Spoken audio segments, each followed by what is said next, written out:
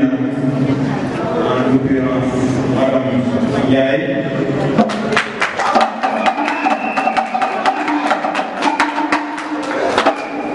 Commune pour ses actions de développement, Madame Tatou Soumaré et Madame Kouma Sek. Je salue également tous les coordinateurs communaux. Le responsable des jeunes qui a pris le premier la parole pour le deuxième, qui nous également la délégation de Fagel, et encouragé, et nous particulièrement la délégation de Serigne Khalidou Guédel, et notre marabout également. Nous avons beaucoup ak tout sama soxna ak délégation bi ma àndal jóge Dakar. maa ngi nuyu également Michel Ndao que vous n'avez pas encore connu, qui à partir d'aujourd'hui sera déjà un membre du parti que je vais rencontrer à Dakar. Et il réside dans la commune de Thiès Nord et donc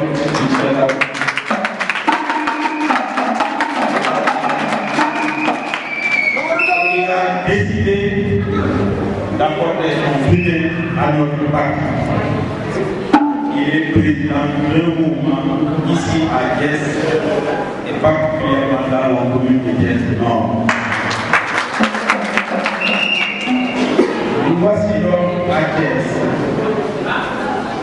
jadis cité ouvrière, devenue une ville de refuge, en atteste la grève des cheminots de 1958. Thiès a été à la pointe de tous les combats démocratiques. Mes souvenirs se tournent ce soir vers le défunt Lion de Thiès, j'ai nommé M. Boubacar.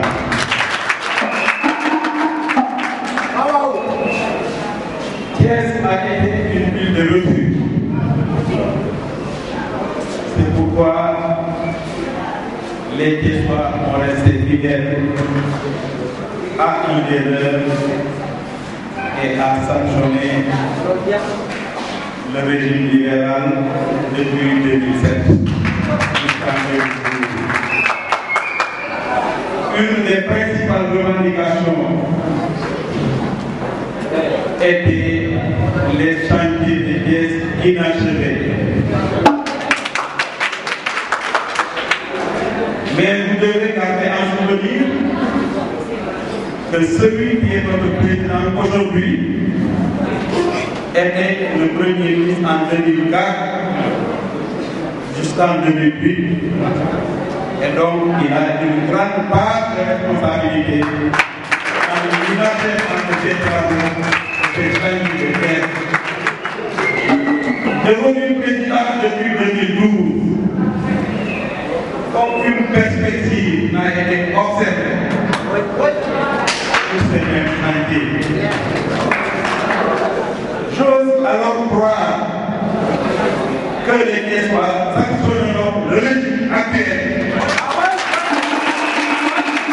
en votant massivement pour la liste de la coalition de la Convergence démocratique.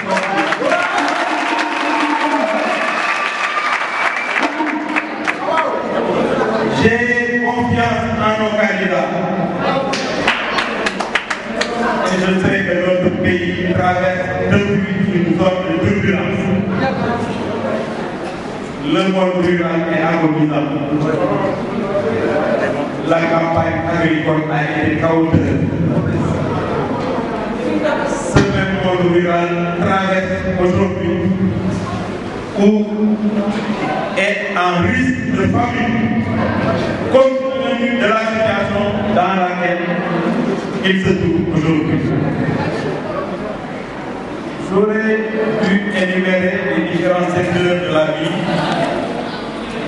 Nous pouvons parler du secteur de l'éducation.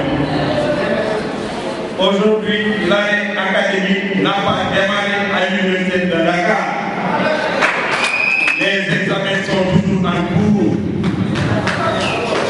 Cela montre que nous sommes devant des incompétents. Je peux citer le secteur industriel qui est aujourd'hui à terre. Si l'on tient compte des accords de partenariat économique qui ont été signés par notre pays, qui va ruiner toute l'Afrique, parce que ces accords vont mettre en compétition non seulement l'agriculture, mais l'industrie sénégalaise aux industries européennes, où l'agriculture est souvent subventionnée.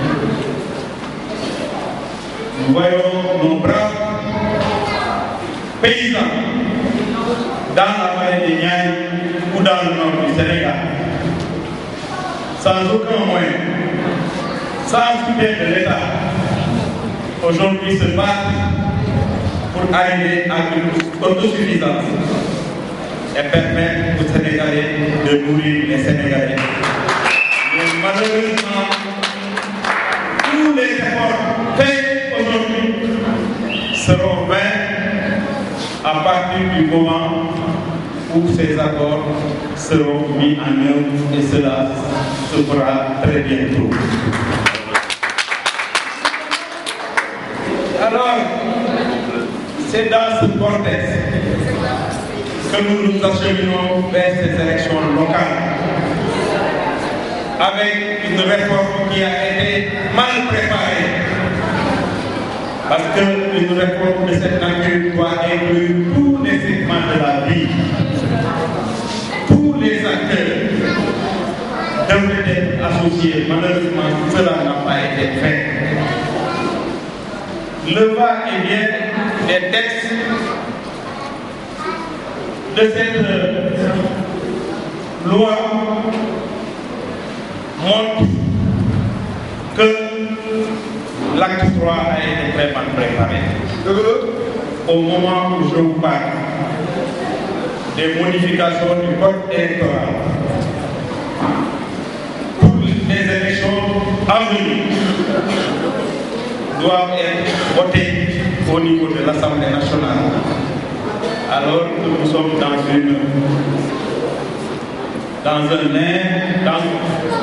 une situation où notre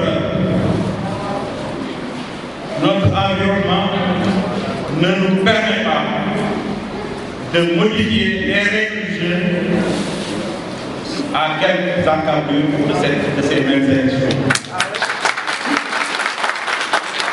C'est pourquoi, dès que la loi modifiant le code électoral sera votée, notre parti, la Convergence démocratique, attaquera cette loi devant la justice.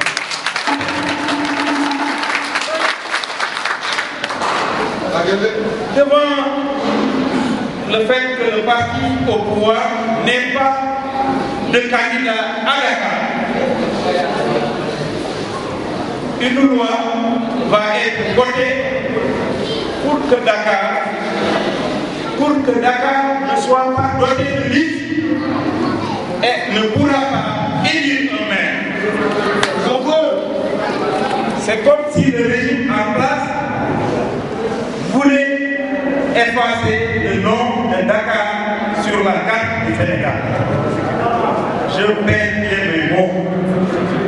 Il y aura à partir de ces élections 19 listes en compétition, c'est-à-dire 19 communes d'arrondissement qui, après, chaque commune va définir une politique dans le même périmètre communal.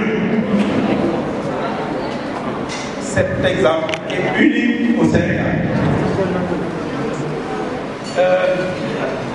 Je crois que le législateur a voulu un peu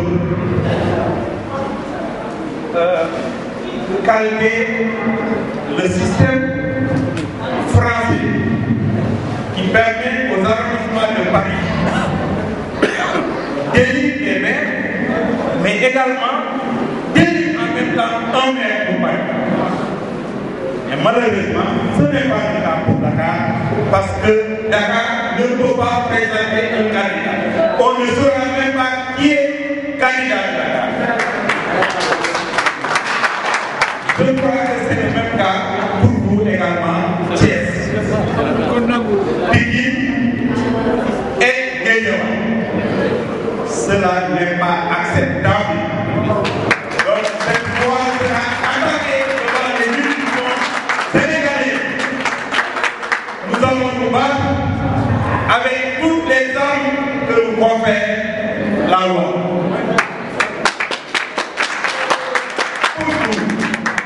Pour nous, militants de la Convergence démocratique, il y a d'abord une inconstitutionnalité de cette loi.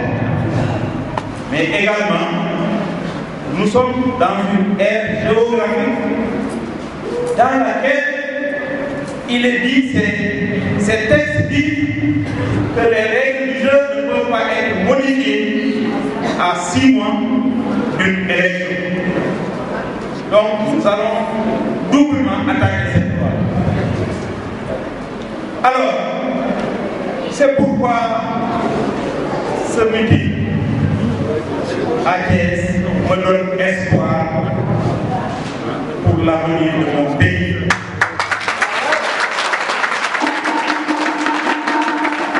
Je suis devant des hommes de refus.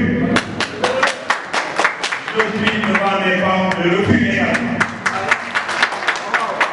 Et le début du combat va être mené à partir de Thiès ce soir.